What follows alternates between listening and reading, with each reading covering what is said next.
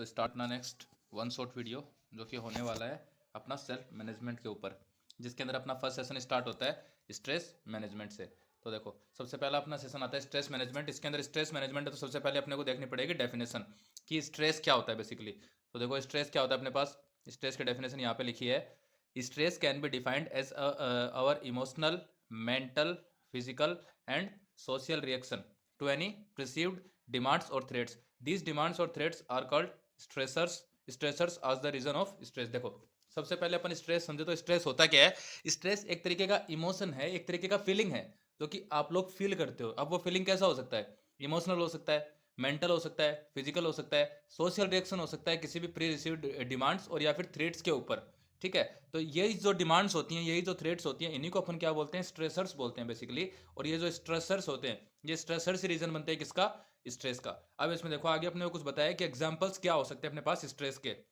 तो सबसे पहला एग्जांपल में बताया you are too close to the exams but feel अनप्रिपेयर्ड।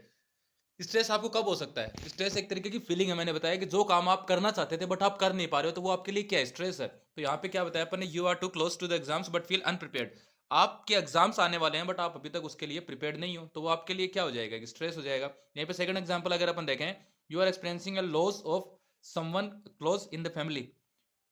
हो सकता है आपकी फैमिली में कोई आपको छोड़ के चला गया हो किसी भी रीजन से एंड किसी भी तरीके से, तो वो आपके लिए क्या है, स्ट्रेसफुल सिचुएशन है। वहां पे आप स्ट्रेस फील कर सकते हो। You are worried about what people would think of you if you don't dress well और कैन नॉट स्पीक कॉन्फिडेंटली। एक चीज ये कॉमनली देखी जाती है स्टूडेंट्स में, सबसे ज्यादा होती है कि अपन जब क्वेश्चन करेंगे, अपने से सर क्वेश्चन करते हैं, टीचर क्वेश्चन करते हैं, तो अपन जब आंसर नहीं कर पाएंगे या फिर अपन आंसर करेंगे तो बच्चे अपने बारे में क्या सोचेंगे, टीचर्स अपने बारे में क्या सोचेंगे। इसकी वजह से क्या हो जाता है, स्ट्रेस क्रिएट हो जाता है। तो ये कुछ एग्जांपल्स होते हैं अपने पास। इसके बाद में अगर अपन देखें कि स्ट्रेस को अपन मैनेज कर सकते हैं, अपन ने ये देख लिया कि स्ट्रेस होता क्या है, अभी उसको मैनेज कैसे करेंगे। देखो managing stress is about making a plan to be able to cope effectively with daily pressure. The ultimate goal is to strike a balance between life, work, relationship and relaxation and fun. देखो managing stress क्या है, एक तरीके का plan बनाने का एक process है जिसके अंदर आप क्या करोगे, जितने भी आपके डेली प्रेशर्स है उनको आप कैसे हैंडल कर रहे हो। ओके, आपको स्ट्रेस किस चीज की वजह से आ रहा है उस चीज को समझोगे, उस चीज को समझने के बाद में उसके अकॉर्डिंगली प्लान बनाते हो कि उस चीज को मैं कैसे सोल्व कर सकता हूं। जैसे आपको कोई भी एक तरीके का प्रॉब्लम है, जैसे अभी ऊपर बताया कि अपन के एग्जाम्स आ रहे हैं तो उसमें अपन अनप्रिपेयर्ड हैं, तो इसका सोल्यूशन क्या हो सकता है कि अपन प्रिपरेशन करें या फिर चीटिंग की तैयारी करें, है ना। ऐसा कुछ हो सकता है ना। इस तरीके से कुछ अगर अपन प्रिपरेशन रखेंगे तो इससे अपने को क्या होगा, स्ट्रेस कम होने वाला है। वैसे अपने पास क्या बताया, the ultimate goal is to strike a balance between life, work, relationship, relaxation and fun. सबसे अल्टीमेट गोल क्या है मैनेज करने का स्ट्रेस, आपको एक बैलेंस बना के चलना है अपनी लाइफ में, अपने वर्क में, अपने रिलेशनशिप्स में, अपने फन के अंदर एक बैलेंस बना के चलोगे कि सारी चीजें मैं इक्वली इंजॉय करूंगा। ऐसा नहीं कि आप पूरे दिन पढ़ रहे हो, ये भी आप नहीं कर सकते। ऐसा नहीं कि आप पूरे दिन ही खाना खा रहे हो, ऐसा भी पॉसिबल नहीं है। तो हर चीज आपको एक रेगुलर वे में करनी पड़ेगी, एक पर्टिकुलर वे में करनी पड़ेगी कि इतना ही मैं इसको अगर करता हूं तो ये चीज मेरे को आगे जाके हाँ नहीं करने वाली है। इसके बाद में बताया by doing this you are able to deal with daily stress triggers and meet this challenges head on. इसके बाद में अगर आप ये चीजें कंटिन्यू करते हो तो आप क्या कर सकते हो, डेली जो स्ट्रेस ट्रिगर्स होते हैं, स्ट्रेस ट्रिगर से मतलब यहाँ पे ये है कि जो चीजें आपको स्ट्रेस दे रही हैं, जो चीजें आपके लिए स्ट्रेस क्रिएट कर रही हैं, उन चीजों से आप इजीली क्या कर पाओगे, ओवरकम कर पाओगे। अब इसके बाद में यहां से अपने पास क्वेश्चन आता है और क्वेश्चन आया हुआ है। क्वेश्चन क्या बनता है, ABC of stress management. Stress management के एबीसी किसको बोलते हैं, ठीक है। तो थोड़ा सा यहां से ध्यान से देखेंगे। ए फॉर यहाँ पे होता है एडवर्सिटी, दूसरा होता है बिलीफ एंड तीसरा होता है सी फॉर कॉन्सिक्वेंसेस। कि आपको स्ट्रेस कब आता है और क्यों आता है, इसके लिए आपको एबीसी में देखना पड़ेगा। पहला आता है adversity of the stressful events. एक तरीके से आप प्रॉब्लम फील करते हो कि स्ट्रेसफुल इवेंट्स आपकी लाइफ में अचानक से क्रिएट हो गए, जिसकी वजह से आप क्या कर रहे हो, प्रॉब्लम फील कर रहे हो कि मेरे तो ये दिक्कत हो गई, ये प्रॉब्लम हो गई, मैं इससे ओवरकम कैसे करूंगा, ये चीज हो गई, मैं इसको कैसे बाहर निकलूंगा, इस चीज से कैसे बाहर निकलूंगा। ये होता है अपने पास एडवर्सिटी, एक तरीके का अपने को प्रॉब्लम का अपन सामना कर रहे हैं, प्रॉब्लम अपन फेस कर रहे हैं। दूसरा होता है बिलीव्स और the way you respond to the event. अपन किस चीज पे क्या बिलीफ रख रहे हैं, क्या रिस्पॉन्ड कर रहे हैं, इस चीज पे अपने को बिलीफ नहीं है। एक तरीके से कि अपने पास अपने साथ कोई भी एक अचानक से सडनली एक सिचुएशन हो गया, कुछ भी एक सिचुएशन क्रिएट हो गया, अपने को ये नहीं पता कि इसका रिस्पॉन्स अपने को क्या करना है। इसमें अपने को बिलीफ नहीं है कि अगर मैं इसका ये रिस्पॉन्स करता हूं तो ये सही रहेगा, गलत रहेगा। इस वजह से क्या हो सकता है, अपना स्ट्रेस क्रिएट हो सकता है। इसके बाद में कॉन्सिक्वेंसेज और actions and outcomes of the event. इसके बाद में जो आउटकम्स होते हैं, जो आप एक्शन लोगे, जो भी आप एक्शन लोगे अपनी जो भी एक्टिविटी के लिए, उसके जो आउटकम्स होते हैं वो भी आपको देखने पड़ेंगे सारे इवेंट्स के। यही तीनों चीजें मिलकर अपने पास क्या बनाती है, A B C of stress management. A for adversity, B for belief and C for consequences. Okay, अगर अपन थोड़ा सा आगे चले, अब स्ट्रेस को मैनेज करने के लिए कुछ टेक्निक्स को अपने को फॉलो करना पड़ता है। अब टेक्निक्स कौन कौन सी हैं देखो, सबसे पहले टेक्निक अपने पास आती है टाइम मैनेजमेंट। सबसे बेस्ट चीज है इस चैप्टर में, अपन सबसे ज्यादा इसके बारे में पढ़ने वाले हैं कि टाइम मैनेजमेंट बेसिकली होता क्या है। टाइम मैनेजमेंट में क्या आता है, proper time management is one of the most effective stress relieving techniques.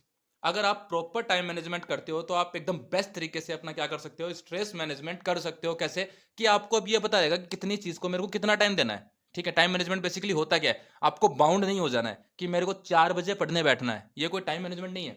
But आप ये डिसाइड करते हो कि मेरे को दिन में 4 घंटे पढ़ना है, ये टाइम मैनेजमेंट है। अब वो 4 घंटे कोई से भी हो सकते हैं, बट मान लेते हैं कि आपने 4 बजे का लॉक किया, तो 4 बजे आपको कोई काम आ गया, इसका मतलब अब आप 4 बजे बैठने नहीं पढ़ सकते। तो इसकी वजह से आप टाइम मैनेजमेंट कहाँ हुआ आपका।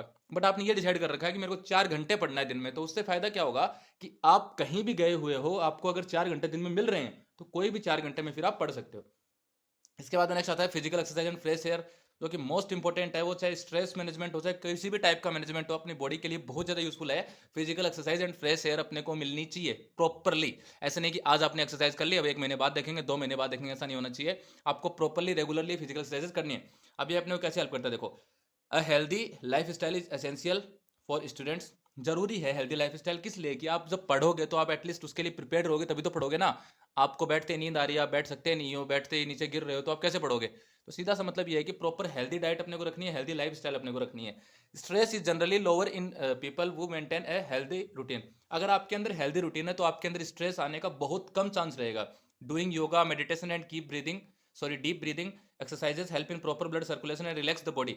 अगर आप योगा करते हो, मेडिटेशन करते हो, डीप ब्रीदिंग करते हो, ऐसे एक्सरसाइजेस करते हो, तो इससे क्या होगा, आपका ब्लड सर्कुलेशन सही होगा एंड आपकी बॉडी को रिलैक्स मिलता है, जिससे कि आप एकदम एक्टिव फील करते हो।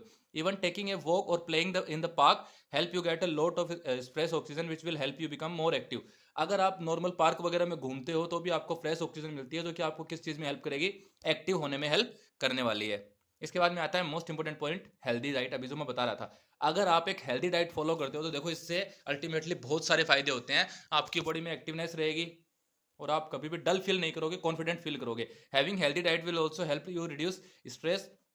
हेल्दी डाइट होने से आपको क्या होगा, स्ट्रेस भी कम होगा। Eating a balance diet such as dal roti vegetables and fruits will give you strength to do daily work efficiently. अगर आप दाल रोटी वेजिटेबल्स या फिर फ्रूट्स खाते हो, उससे फायदा क्या होने वाला है, अपने को अपन जो भी काम है उसको फुल स्ट्रेंथ से और फुल एफिशिएंट वे में कर पाएंगे, कोई भी दिक्कत अपने को होने नहीं वाली है। इसके बाद में देखो नेक्स्ट पॉइंट अपने पास आता है पॉजिटिविटी। अब आपके अंदर पॉजिटिविटी जरूरी है, होनी चाहिए। अब यहाँ पे पॉजिटिविटी से मतलब देखो क्या है, focusing on weight, okay, focusing on negative aspects of life will add more stress. अगर आप नेगेटिव चीज़ों पे ही ध्यान देते हो 24 घंटे, कि मैंने ये काम नहीं किया या फिर मेरे से ये काम नहीं हुआ, आपने ये नहीं देखा कि आपने जो काम किया वो कैसा किया, अच्छा किया, बुरा किया, नहीं, आपने जो नहीं किया आप सिर्फ उसी को अगर हाईलाइट करते रहोगे पूरे दिन, तो इससे क्या होगा, आपका स्ट्रेस का लेवल बढ़ेगा, इससे आपको दिक्कत होने वाली है। ठीक है, इसके बाद में अपने पास नेक्स्ट थिंग आती है, instead learn to look at the back things and stay positive. पुरानी चीज़ों को छोड़ के, दिमाग से निकाल के, जो कि आपके साथ नेगेटिव है उसको छोड़ के पॉजिटिव रहने की कोशिश करो, कि मैं इतना नहीं कर पाया बट मैंने जो बचा हुआ वो तो किया। इस तरीके से for example, instead of feeling upset over a scoring less in a test, try to maintain a positive attitude and looks at ways to improve the next time. Simple सी बात क्या है कि आप क्या करते हो, आपके टेस्ट में नंबर कम आ गए तो आप क्या सोचते हो कि अब मैं आगे वाले टेस्ट में परफॉर्म नहीं कर सकता। बट उसकी बजाय आप क्या कर सकते हो, ऐसा पॉजिटिव थिंकिंग रख सकते हो कि अब तो मेरे कम आ गए, चलो ठीक है, एनी हाउ मेरे नंबर कम आए हैं, नेक्स्ट टेस्ट में मैं इस नंबर को कैसे इंक्रीज कर सकता हूँ, कैसे बढ़ा सकता हूँ। तो आपका पॉजिटिव एटीट्यूड होना चाहिए।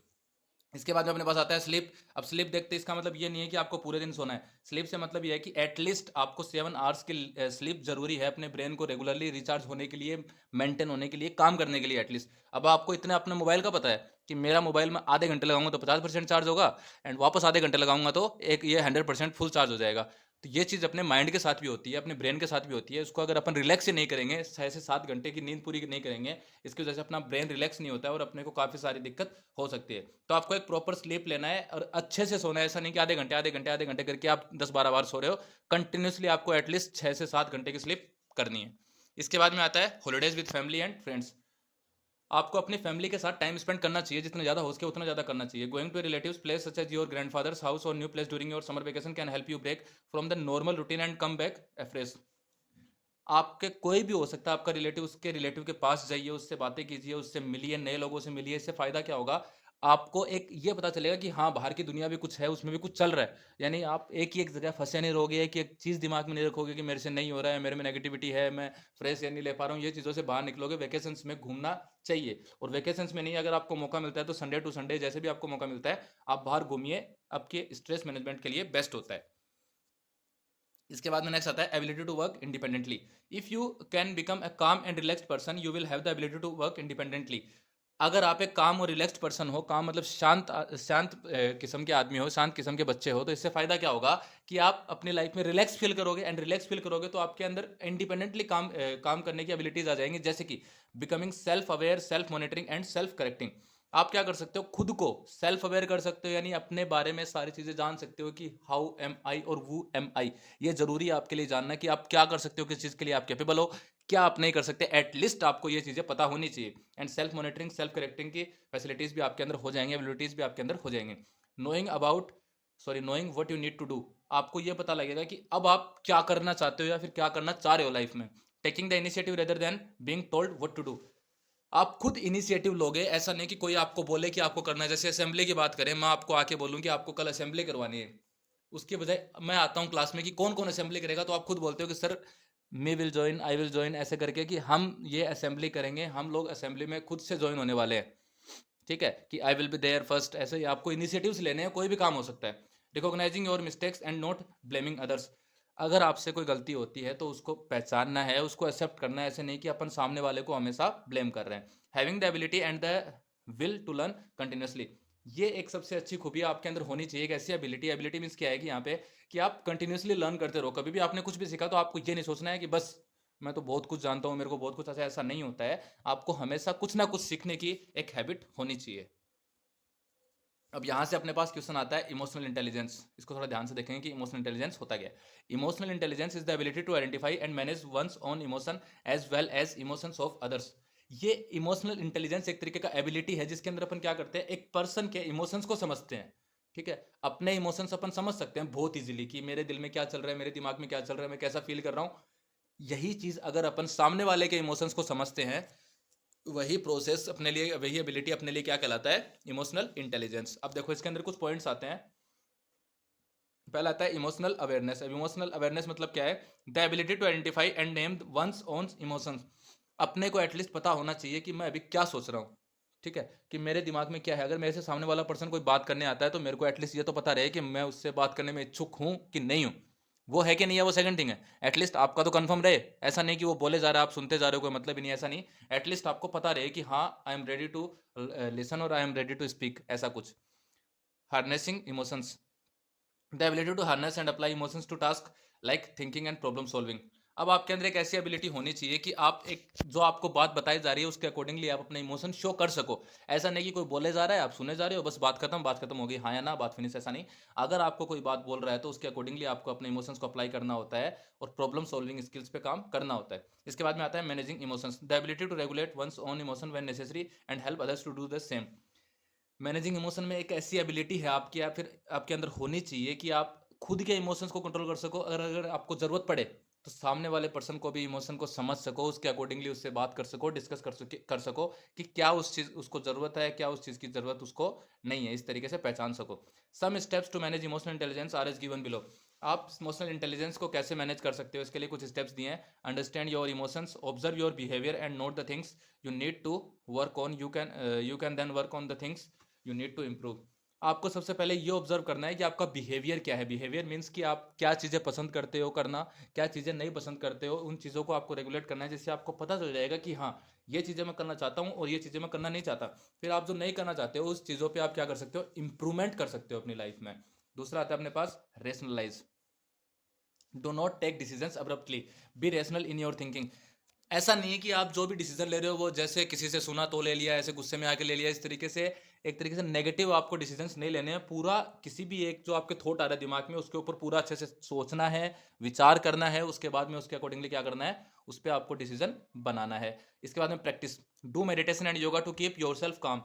खुद को शांत रखने के लिए, ठंडा रखने के लिए अपने को क्या करना है, मेडिटेशन करने हैं, योगा करने हैं। ये बहुत अच्छी एबिलिटी है, आपके अंदर होनी चाहिए। अगर आपके अंदर होती है तो आप इमोशनल इंटेलिजेंस मेंटेन कर सकते हो। ईजिली आप क्या कर सकते हो, स्ट्रेस मैनेजमेंट भी कर सकते हो। इसके बाद में आगे बढ़ें तो अपने पास सेकंड सेशन स्टार्ट होता है अपना self awareness and strength and weakness analysis.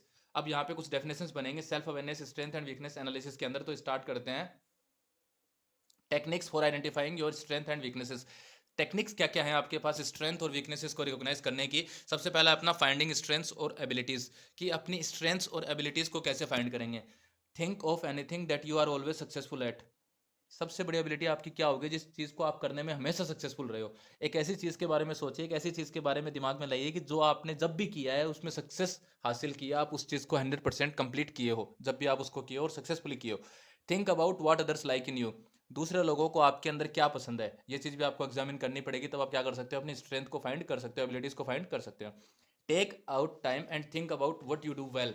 सबसे अच्छे तरीके से आप कौन सी चीज़ करते हो इसको आपको बाहर निकालना है कि मैं एक चीज़ में बेस्ट हूँ। Like I am best in the cricket, या फिर बैडमिंटन, हॉकी, कुछ भी हो सकता है। किसी भी चीज़ में आप बेस्ट हो सकते हो, कोई भी एक एक्टिविटी हो सकती है, कोई भी एक क्रिएटिविटी हो सकती है जिसके अंदर आप बेस्ट हो, तो वही आपके लिए क्या है, एक एबिलिटी है, आपकी स्ट्रेंथ है। एंड वीकनेस के लिए अगर अपन देखें, point out the areas where you struggle and the things you find difficult to do. कोई भी ऐसी चीज़ जो आपको करने में दिक्कत होती है, फिर आपने अनसक्सेसफुली उसको कभी किया ही नहीं है, मतलब सक्सेसफुली उसको कभी किया ही नहीं है, उस चीज़ में हमेशा अनसक्सेसफुल रहे हो। ऐसी कोई भी चीज़ जो करने में आपको दिक्कत होती है, दुविधा होती है, परेशानी होती है, समस्या होती है, वही आपके लिए क्या है, वीकनेस है। उसके बाद में आता है look at the feedbacks others usually give you. अब आप कोई चीज़ कर रहे हो, आप उस चीज़ को अच्छे से नहीं कर पाए, कैपेबली नहीं कर पाए, तो कुछ लोगों ने आपको सजेशन दिए होंगे, कुछ फीडबैक्स दिए होंगे, तो उन फीडबैक्स को ध्यान में रखना है और उसके अकॉर्डिंगली अपने में क्या करना है, इंप्रूवमेंट करना है। Be open to feedback and accept your weaknesses without feeling low about it. Take it as an area of improvement. अगर आपको किसी भी एक वीकनेस के लिए कोई बताता है, कोई पर्सन सजेशन दे रहा है, कोई वीकनेस आपकी बताई जा रही है, तो उसको सीरियसली नहीं लेना है, उसके एरिया ऑफ इंप्रूवमेंट पे काम करना है। कि मतलब मैंने आपको एक्स वाई जेड कोई भी आपकी वीकनेस बताई, तो आपको उसको इंप्रूव करने पे फोकस करना है कि मैं इसको इंप्रूव कैसे कर सकता हूँ। अब देखो इसके बाद में आता है अपने पास difference between interest and abilities strength. Interest और एबिलिटीज में देखो क्या डिफरेंस होता है। अपन हमेशा क्या सोचते हैं कि दोनों तो एक ही चीजें हैं, जो चीज मेरे को इंटरेस्ट है जिस चीज में, वही मेरी एबिलिटी है। बट ऐसा नहीं है। इंटरेस्ट आपको एप्पल खाने में हो सकता है, बट एप्पल खाने की एबिलिटी थोड़ी है, वो सब खा सकते हैं, बट वो इंटरेस्ट है। ठीक है, एबिलिटीज डिफरेंट थिंग, कि आप कोई और एक ऐसी चीज कर सकते हो जो कि आप ही कर सकते हो और कोई आपसे बेस्ट नहीं कर सकता, इस तरीके से। तो देखो इंटरेस्ट क्या होता है, things that you like to do in your free time that make you happy and acquired और नेचुरल कैपेसिटी। ऐसी चीज़ें जो आपको अपने खाली टाइम में करने में पसंद हैं, अच्छी लगती हैं, कि आप खाली टाइम रहते हो तो आप ये चीज़ें कर सकते हो और वो चीज़ें आपको खुश करती हैं। ठीक है, वो आपके लिए इंटरेस्ट है। Things you are curious about और would do even if no one asked you to do it. ऐसी चीज़ें जो आप खुद से करना पसंद करते हो, जो कि आपको नहीं बोलता है कोई करने के लिए, तब भी आप करते हो कि हाँ मैं करूँगा, मेरे को अच्छी लगती है, वो चीज़ें आपके लिए इंटरेस्ट है। Things you want to learn और would like to do in the future. जो चीज़ें आप फ्यूचर में करना चाहते हो वो आपके लिए क्या हो सकता है, आपका इंटरेस्ट हो सकता है, कि ये चीज़ मेरे को पसंद है और मैं करूँगा इस तरीके से। इसके बाद में आता है अपने पास एबिलिटी एंड एक्वायर्ड और नेचुरल कैपेसिटी। एक ऐसी कैपेसिटी जो कि आपके पास नेचुरली आपने गेन की है, एक ऐसी पावर आपके पास कि वो चीज़ आप कर सकते हो सबसे बेस्ट, कोई आपसे बेस्ट नहीं कर सकता। इसके बाद में आता है enable you to enable you to perform, sorry ये ई है यहाँ से कटा हुआ है। Enable you to perform a particular job और टास्क विद कंसिडरेबल प्रोफिशिएंसी। आपको एक ऐसी एबिलिटी आपके अंदर है, एक ऐसी आपके अंदर स्ट्रेंथ है, एक पावर है, जो कि आपको क्या फैसिलिटेट करती है कि आप एक पर्टिकुलर काम, एक पर्टिकुलर टास्क कर सकते हो एक बराबर प्रोफिशिएंसी के साथ, यानी पूरे तरीके से आप किसी काम को सक्सेसफुली कंप्लीट कर सकते हो। ऐसे आपके पास एक पावर है, तो वो पावर आपके लिए क्या है, वो आपके लिए एबिलिटी है। ठीक है, इसके बाद में अपना आता है नेक्स्ट सेशन। नेक्स्ट सेशन देखते हैं यहाँ से। ओके, नेक्स्ट सेशन अपने पास आता है सेल्फ मोटिवेशन। अब यहाँ से भी क्वेश्चन आ सकता है कि व्हाट इज सेल्फ मोटिवेशन। इस चैप्टर को थोड़ा ध्यान से देखिएगा, क्योंकि इसके अंदर जो सेशंस बन रहे हैं उन सब पे क्वेश्चन बन रहे हैं, तो थोड़ा सा दिमाग लगा के पढ़ना इसको। देखो सेल्फ मोटिवेशन अब क्या होता है। Self motivation is simply the force with in you drives you to do things. Self motivation is what pushes you to achieve our goals, feel happy and improve our quality of life. देखो self motivation क्या है, एक ऐसा process है जो कि अपने को क्या करता है, कोई भी चीज करने के लिए पुश करता है, फोर्स करता है बेसिकली, कि आप किसी चीज को करने में बेस्ट हो। तो सेल्फ मोटिवेशन आपको हेल्प करेगा कि आप ये करो, यू कैन डू इट। आपके अंदर से ये आवाज आ रही है, आपके अंदर से कोई बोल रहा है कि आप ये चीज कर सकते हो, तो वो आपके लिए क्या है, एक सेल्फ मोटिवेशन है। Self motivation is what pushes you to achieve our goals, feel happy and improve our quality of life. ये एक ऐसा प्रोसेस है जो कि आपको क्या करता है, पुश करता है अपने गोल्स को अचीव करने में, आपको खुश रखने में और अपनी क्वालिटी लाइफ को इंप्रूव करने में। इसके बाद में in other words it is our ability to do the things that need to be done without someone or something influencing us. ये एक ऐसी पॉजिटिव एबिलिटी अपने पास, एक पॉजिटिव एटीट्यूड अपना होता है जिसके थ्रू अपन क्या करते हैं, अपने को कोई किसी चीज़ को करने के लिए नहीं कहता, बट अपन खुद उस चीज़ को करने के लिए मोटिवेटेड फील होते हैं कि हाँ इस चीज़ में मैं बेस्ट हूँ तो मैं कर सकता हूँ। तो वो आपके लिए क्या है, एक सेल्फ मोटिवेशन है। ये एक तरीके का प्रोसेस अपन बोल सकते हैं। इसके बाद में आता है qualities of self motivated people. अगर आप एक सेल्फ मोटिवेटेड पीपल हो तो उसके अंदर, आपके अंदर क्या क्या क्वालिटीज होंगी। Know what they want from life. उनको पता होता है कि वो अपनी ज़िंदगी से क्या चाहते हैं। अब इस चीज़ का मतलब ऐसे मत समझना कि मेरे को 10 लाख रुपए चाहिए मेरी ज़िंदगी से, तो ऐसा कुछ नहीं है। ये सिर्फ एग्जाम्पल दिया इसने कि उनको पहले से आइडिया होता है कि आप हम अपन अगर ये काम करेंगे तो उससे अपने को क्या मिलने वाला है। फोकस्ड होते हैं, सिंपल सी बात है। अगर सेल्फ मोटिवेटेड हो तो फोकस तो जरूर रहोगे। इसके बाद में know what is important. Self motivated people वही काम करते हैं जो कि इंपॉर्टेंट होता है, ठीक है, अर्जेंट होता है। जो कि इंपॉर्टेंट नहीं है उसको अपन बाद में भी कर सकते हैं, ऐसी बात नहीं है वो नहीं करते हैं, बट बाद में कर सकते हैं। तो अभी के लिए क्या करना है जो ज़्यादा इंपॉर्टेंट है। Are dedicated to fulfil their dreams. सबसे मेन चीज़ होती है, सेल्फ मोटिवेटेड पीपल हमेशा डेडिकेटेड होते हैं अपने ड्रीम्स को फुलफिल करने के लिए। इसके बाद में आता है अपने पास building self motivation. Self motivation build करना, find out your strength. Self motivation अपन कैसे बिल्ड कर सकते हैं। सबसे पहले तो ये पता लगाओ कि अपनी स्ट्रेंथ क्या है। अपन ने पहले पॉइंट पढ़ा है कि स्ट्रेंथ अपन कैसे रिकॉग्नाइज करते हैं, तो उसको पढ़ के आप आइडिया लगा सकते हो कि अपनी स्ट्रेंथ क्या है, वो आपको रिकॉग्नाइज करना है। Set and focus on your goals. Goal set करो बेसिकली, जिसको अपन गोल सेटिंग भी बोलते हैं, जो कि आगे वाला अपना सेशन रहेगा, ये देखो इधर। तो सर गोल सेट करना है और उसके अकॉर्डिंगली अपने को क्या करना है, फोकस करना है, काम करना है। Develop a plan. आपको, आपने जो गोल सेट किया उसके अकॉर्डिंगली आपको प्लान बनाना पड़ेगा, डेवलप करना पड़ेगा। डेवलप ए प्लान का मतलब ये है कि आपने जो चीज़ अचीव करनी है लाइफ में 5, 10, 15, 20 साल बाद, तो उसके अकॉर्डिंगली अगर आप प्लान करोगे तभी तो उसको जाके अचीव कर पाओगे। To achieve your goals stay loyal to your goals. अपने गोल्स के लिए लॉयल रहो। इसका मतलब ये है कि आपने अगर आईएएस बनने का ठाना है तो आप आईएएस के अकॉर्डिंगली प्रिपरेशन करो ना।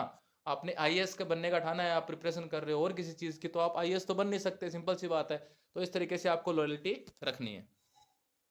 इसके बाद में आता है अपने पास नेक्स्ट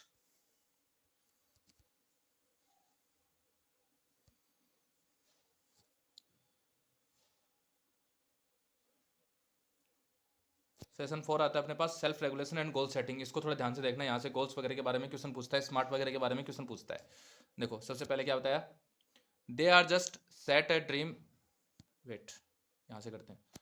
देखो सबसे पहले अपने पास गोल्स क्या होते हैं। They are a set of dreams with a deadline to get them, for example saving pocket money to buy favourite mobile phone by particular date.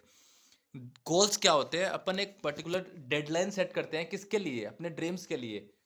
अपने ड्रीम्स के लिए एक पर्टिकुलर डेडलाइन सेट करते हैं कि मेरे को इस टाइम के अंदर, आगे आने वाले 2 साल के अंदर ये चीज़ अचीव करनी है। इस तरीके से वो अपना एक गोल है, set of dreams with a deadline, ठीक है, टू गेट दैट। अब इसने एग्जाम्पल बताया कि आपको पॉकेट मनी बचानी है, किस लिए, कि आप लाइफ में आगे जाके क्या करना चाहते हो। मैं पॉकेट मनी बचाऊंगा कि मैं मेरा ड्रीम मोबाइल बाय कर सकूं इस तारीख तक, यानी इस टाइम तक, अगले महीने तक, अगले साल तक, उससे अगले साल तक, इस तरीके से।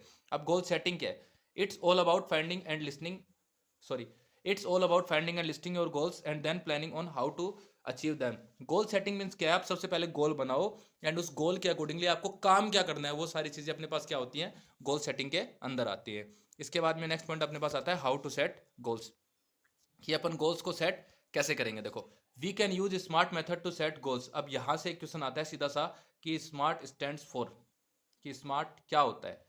इसके अंदर 5 पॉइंट होते हैं, वो आपको ध्यान रखने होते हैं, ठीक है। तो अपन गोल सेट कैसे कर सकते हैं, स्मार्ट का यूज करके। अब देखो स्मार्ट क्या है, स्मार्ट के अंदर आता है अपने पास स्पेसिफिक सबसे पहला। अब देखो a specific and clear goal answer 6 question. अगर आपका जो गोल है वो स्पेसिफिक है तो एटलीस्ट 6 क्वेश्चंस का आंसर आपको करना चाहिए। आपने जो भी गोल बना रखा है उससे आप ये क्वेश्चन पूछिए, वो is involve in the goal, what do I want to do, where do I start, when do I start and finish, which means do I use, why am I doing this. ये 6 answers आपके पास होने चाहिए अगर आपने कोई goal set किया है तो। अब इसके बाद में देखो एक चीज अपन देखते हैं, एग्जांपल दिया इसने नॉट स्पेसिफिक गोल का, कि ये एक ऐसा गोल है जो कि स्पेसिफिक नहीं है, यानी एक पर्टिकुलर टाइम के अंदर कंप्लीट नहीं हो सकता। जैसे कि नॉट स्पेसिफिक गोल में बताया I would learn to speak English, मैं इंग्लिश बोलना सीखूंगा। बट स्पेसिफिक मतलब क्या है कि ये पर्टिकुलर नहीं बताया इसने कब सीखूंगा। इसने बोला मैं इंग्लिश बोलना सीखूंगा, चलो अच्छी बात, आप सीखोगे, कब सीखोगे, 10 साल में, 15 साल में, 20 साल में, 25 साल में, 30 साल में। एक टाइमलाइन तो होनी चाहिए एटलीस्ट, कि मैं आगे आने वाले 6 महीने में, 3 महीने में इंग्लिश बोलना सीख लूंगा, इस तरीके से। अब देखो नेक्स्ट आता है अपने पास स्पेसिफिक गोल में बताया इसने example, I would learn to speak English fluently by joining coaching classes after my school every day and in 6 months I will take part in the inter school debate competition. अब यहाँ पे इसने fix कर दिया एक चीज में, finish कर दी कि हाँ मेरे को क्या करना है और कैसे करना है। मैं इंग्लिश बोलना सीखूंगा फ्लुएंटली, किस तरीके से, इंग्लिश क्लासेस ज्वाइन करके, ठीक है, ज्वाइनिंग कोचिंग क्लासेस किसके बाद में, after my school every day, रोज स्कूल के बाद में, एंड अगले 6 महीने में मैं पार्टिसिपेट करूंगा इंटर स्कूल डिबेट कंपटीशन में। तो ये एक स्पेसिफिक है कि हाँ मैं ये काम करूंगा और इतने टाइम बाद करूंगा, इस तरीके से। नेक्स्ट आता है अपने पास मेजरेबल, यानी जो चीज़ आप मेजर कर सको, जिस चीज़ को आप माप सको। अब measurable goal answers the question, measurable goal आपको पता करना है तो वो कैसे पता कर सकते हो, उसके लिए आपको खुद से क्वेश्चन पूछना है, how much, how many and how do I know that I have achieved the results. आपको ये पता होना चाहिए कि कितना काम करना है, कितनी बार करना है, और कितना मैंने आंसर अचीव किया है, कितना मैंने रिस्पॉन्स अचीव किया है, कितना मैंने रिजल्ट अचीव किया है जो मैं काम कर रहा था उसके ऊपर। अब इसने एग्जाम्पल बताया नॉट मेजरेबल का और मेजरेबल का। I want to be rich, अब ये एक तरीके का इंटरेस्ट हो गया कि मेरे को तो रिच बनना है, एक तरीके का अपने पास ये गोल नहीं है, इसको अपन गोल नहीं बोल सकते, इसने सिर्फ एक आइडिया दिया है कि हाँ मेरे को रिच बनना है, बस बात खत्म। बट मेजरेबल में क्या आएगा, I want to have 5 times more money than what I have today in my hand at the end of this year. अब मैंने टारगेट कर दिया कि हाँ इस आने वाले साल तक, इस साल के एंडिंग तक जितना मेरे पास पैसा है उसका 5 गुना पैसा मेरे पास रहेगा। इस तरीके से ये मेजरेबल गोल में आ जाता है। इसके बाद में अपने पास आता है अचीवेबल। अब अचीवेबल मतलब देखो क्या होता है, breaking down big goals into smaller parts will make the goal achievable. आपने कोई बड़ा गोल अचीव करना है तो उसको आप छोटे पार्ट्स में डिवाइड कर दो, उसको छोटे छोटे पार्ट्स में डिवाइड करोगे तो उससे फायदा क्या होगा, आप इजीली उसको एक्सेस कर सकते हो। जैसे आप आईएएस एग्जाम की तैयारी करो तो आप लास्ट पेपर की तैयारी तो करोगे नहीं सीधे, आपको आईएएस बनना है तो आप लास्ट या फिर इंटरव्यू की तैयारी नहीं करोगे सीधे, आप फर्स्ट पेपर की प्रिपरेशन करोगे, सेकंड पेपर की प्रिपरेशन करोगे, थर्ड पेपर की प्रिपरेशन करोगे। इस तरीके से आपके जो स्टेजेस होते हैं उन स्टेजेस पे चलोगे। इस तरीके से आपका जो बड़ा गोल है उसको आप ब्रेक डाउन करो स्मॉल पार्ट्स में। देन ये बताया इसने bigger goal, I want to become a teacher in my school, ठीक है, ये एक बड़ा गोल है, I want to become a teacher in my school. ये बड़ा गोल है बट उसको अचीव करने के लिए एटलीस्ट आपको कुछ चीज़ें दिमाग में रखनी पड़ेंगी कि कैसे आपको काम करना है, क्या क्या चीज़ें आपको करनी है, क्या क्या चीज़ें आपको नहीं करनी है, वो सारी चीज़ें इसके अंडर आती हैं। इसके बाद में आता है नेक्स्ट अपना रियलिस्टिक। जो गोल होता है वो रियलिस्टिक होना चाहिए, ऐसा नहीं कि जो चीज़ पॉसिबल ही नहीं है, कि जैसे मैं अगले 7 दिन में, अगले 8 दिन में प्रधानमंत्री बन जाऊंगा, इंडिया का प्राइम मिनिस्टर बन जाऊंगा, तो ये चीज़ पॉसिबल नहीं है। ठीक है, इस तरीके से मैं अगले आने वाले साल में प्रेसिडेंट ऑफ इंडिया कहलाऊंगा, प्रेसिडेंट ऑफ इंडिया मैं हूँ आगे आने वाले साल में, इस तरीके से। Sorry. A realistic goal would be something that we want to achieve and can work towards. Realistic गोल वो होता है जो कि ऐसा कुछ चीज हो जो कि आप अचीव कर सको, या फिर उसके अकॉर्डिंगली आप क्या कर सको, काम कर सको। Example of unrealistic goal, I will read my entire year syllabus in 1 day and gate good marks. ये एक तरीके का अनरियलिस्टिक गोल है बट कुछ बच्चों के लिए रियलिस्टिक हो सकता है। जैसे कि क्या करते हैं, बोलते हैं कि मैं मेरा एक दिन में पूरी बुक्स पढ़ लूंगा, पूरा सिलेबस पढ़ लूंगा और सबसे अच्छे मार्क्स भी ले आऊंगा। यहीं पे अपना रियलिस्टिक गोल क्या होगा, I spend 3 hours every day of the year after school to revise my subject to get good marks in the exams. अब इसने बताया कि मैं 3 घंटे रोज स्पेंड करूंगा स्कूल के बाद में मेरे सब्जेक्ट को रिवाइज करने के लिए, जिससे फायदा क्या होगा, मेरे अच्छे मार्क्स आएंगे एग्जाम में। ठीक है, इसके बाद में आता है अपने पास टाइम बाउंड। आपका जो गोल होता है वो एटलीस्ट टाइम बाउंड होना चाहिए। A smart goal should have a time frame by when the goal needs to be achieved, this encourages us to take actions to completely fulfil the goals. आपके पास एक टाइम लिमिट होनी चाहिए, जिससे फायदा क्या होगा कि आप अपने गोल को कितने टाइम में अचीव करने वाले हो ये चीज आपको पता रहेगी। अब देखो इसने एग्जांपल दिया है, I want to lose 10 kg someday. तो मेरे को 10 किलो वजन कम करना है, आज मैं समोसे खा लेता हूँ, कभी करना है कर लेंगे, आज मैं समोसे खा लेता हूँ, पिज्ज़ा खा लेता हूँ, बर्गर खा लेता हूँ, कुछ और खा लेता हूँ। वेट कम करना है ये नहीं बताया मैंने कब करना है, बट कभी तो करना ही है, कर लेंगे, कोई दिक्कत नहीं है। बट यहीं पे अगर अपना टाइम बाउंड रहेगा तो क्या बोला इसने, I want to lose 10 kg in the next 6 month, कि मैं अगले 6 महीने में मेरा 10 kg वेट कम करूंगा। तो मेरे को पता रहेगा कब मेरे को कितना खाना है और कितना खाना कम करना है, क्योंकि मेरे को अचीव करना है गोल कि अगले 6 महीने में मेरा वेट 10 kg कम होना चाहिए। अगर मैं उसके अकॉर्डिंगली काम करूंगा तो वो अचीव होगा, अदरवाइज नहीं होगा। इसके बाद में नेक्स्ट अपने पास आता है सेल्फ रेगुलेशन, टाइम मैनेजमेंट। ठीक है, लास्ट सेशन होता है अपने चैप्टर का टाइम मैनेजमेंट, और time management and its importance अपन देख रहे हैं नेक्स्ट पेज में। Time management and its information sorry importance क्या होती है। देखो इसके अंदर क्या होता है अपने पास, time management is the thinking skill that helps you to, कि टाइम मैनेजमेंट एक ऐसी थिंकिंग स्किल है जो कि आपकी हेल्प करती है किस चीज़ में, कंप्लीट टास्क ऑन टाइम, काम को कंप्लीट करने में एक टाइम पे, फिक्स टाइम पे। Make a daily time table आपको बनाना चाहिए। Make a good guess at how long it will take you to do something. आपको एटलीस्ट इतना पता होना चाहिए कि मेरे को सिलेबस कंप्लीट करना है, मेरे एनुअल एग्जाम आ रहे हैं, तो मेरे को 3 दिन लगेंगे, 4 दिन लगेंगे, 5 दिन लगेंगे, 6 दिन लगेंगे। एटलीस्ट आपको एक आइडिया होना चाहिए। Submit homework and assignment on time. आपके जो असाइनमेंट्स होते हैं, जो होमवर्क्स होते हैं, उसको आपको टाइम पे सबमिट करना है। Not waste time during the day. दिन में आपको टाइम वेस्ट नहीं करना है। अगर आपको टाइम मिलता है तो आप स्टडी में डालिए, एक ऐसा इंटरेस्ट में डालिए, एबिलिटी में डालिए जिसको आप इंप्रूव कर पा रहे हो। इसके बाद नेक्स्ट आता है अपने पास 4 steps for effective time management organise. 4 ऐसे स्टेप जो कि आप यूज कर सकते हो टाइम मैनेजमेंट ऑर्गेनाइज करने के लिए। सबसे पहला आता है organise. We plan our day to day activities. सबसे पहले आपको अपनी डे टू डे एक्टिविटीज को ऑर्गेनाइज करना है, प्लान करना है, जिससे आपको पता रहेगा क्या मेरे को करना है, क्या मेरे को पहले करना है, क्या मेरे को बाद में करना है, या फिर क्या मेरे को करना है, क्या मेरे को नहीं करना। इसके बाद में प्रायोरिटाइज। प्रायोरिटाइज मतलब क्या होता है? We make a to do list that has all our activities and we rank them in the order of importance. आपको सबसे पहले ये एक पेज पे लिखना है कि मेरे को पूरे दिन में क्या क्या करना है, एंड उसके बाद में आप टास्क को प्रायोरिटाइज करोगे, जिसको अपन टास्क प्रायोरिटाइजिंग भी बोलते हैं, कि आपको सबसे पहले कौन सा काम करना है जो कि सबसे ज्यादा इंपॉर्टेंट है, उसको सबसे पहले करेंगे, फिर दूसरा, फिर तीसरा, इस तरीके से आपको काम कंप्लीट करना है। उसके बाद में control. We have a control over our activities and time. तो आपको कितना काम करना है उस चीज पे भी आपका कंट्रोल होना चाहिए, कि आपको कितना काम कब करना है। आपको ये नहीं पता मेरे को आधे घंटे लगे रहना है, 1 घंटे लगे रहना है, तो आपको जब पता रहेगा तभी तो आप कर पाओगे। इसके बाद में आपको लास्ट स्टेप आता है ट्रैक करना है। ट्रैक मतलब we identify and note where we have spent our time. अब आपको साथ साथ टाइम ट्रैक भी करते रहना है, जिससे आपको पता चलता रहेगा कि कितना टाइम मैंने एक एक्टिविटी को दे दिया और कितना टाइम मेरे को एक्टिविटी को देना चाहिए था, कितना टाइम मैंने स्पेंड कर दिया एक एक्टिविटी के ऊपर, इस तरीके से। अब अपने पास लास्ट में कुछ चीज़ें आती हैं। Following are some of the skills you must master to succeed in life. ऐसी कुछ स्किल्स हैं जो कि आपको लाइफ में सक्सेस देने के लिए, सक्सीड बनाने के लिए मास्टर करनी पड़ेंगी। तो देखो पहली कौन सी आती है? Self awareness. Self awareness means ask for honest feedback, gather insight of your personality and work specific proficiencies. Think about your daily interaction and how you handle situations well और could have handle them differently. सबसे पहले आपको feedbacks लेने हैं person से, जो भी आप काम करते हो। अगर आपने कोई काम प्रोफिशिएंसी से किया है तो आपको ये पूछना है कि ये काम मैंने सही किया, गलत किया, अच्छा किया, बुरा किया। डेली इंटरेक्शंस आपको लेते रहने हैं, जिससे आपको ये पता चलता रहेगा कि कल को मेरे पास कोई अलग सी सिचुएशन आती है तो मैं उसको कैसे हैंडल करूंगा। ये चीज़ आपको पता होनी चाहिए। इसके बाद में सेकंड पॉइंट अपने पास आता है responsibility. Taking responsibility to your task is very important. आपको अपने टास्क की रिस्पॉन्सिबिलिटी खुद लेनी चाहिए। Taking ownership is the step towards self development. आपको ओनरशिप लेनी चाहिए, किसी भी काम के इनिशिएट करना चाहिए। किस तरीके से? कि जैसे आपको कोई काम के लिए बोला जाए तो आप ये करोगे कि हाँ, मैं एक ग्रुप बना के इस काम को कंप्लीट कर सकता हूँ। इस तरीके से आपको रिस्पॉन्सिबिलिटी लेनी चाहिए। For example, if you have been assigned a task by a teacher, ensure your task complete ownership. Even if you are unable to complete the task on time, you must report it and then correct it. कई बार क्या होता है, अपने को कोई काम दिया जाता है, अपन क्या सोचते हैं कि यार अपन ने नहीं किया, टीचर क्या बोलेगा, डांट लगेगा, ऐसा कुछ नहीं सोचना है। अपना जो काम है, जितना हुआ है उतना ठीक है, रिपोर्ट करना है अपने को टीचर को।